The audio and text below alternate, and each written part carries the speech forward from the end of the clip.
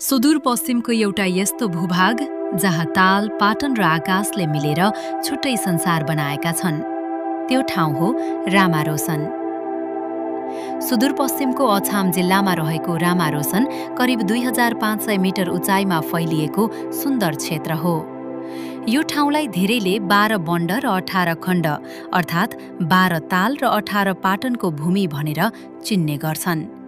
यहाँका विशाल पाटन, हरिया घाँसे मैदान, शान्त तालहरू र वरिपरि फैलिएको पहाडी दृश्यले रामारोसनलाई नेपालको एकदमै फरक र मन लोभ्याउने गन्तव्य बनाइदिन्छ।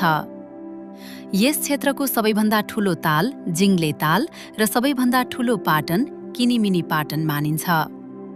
रामारोसन केवल दृश्यको ठाउँ मात्र होइन, यो वन्यजीवनका हिसाबले पनि विशेष छ।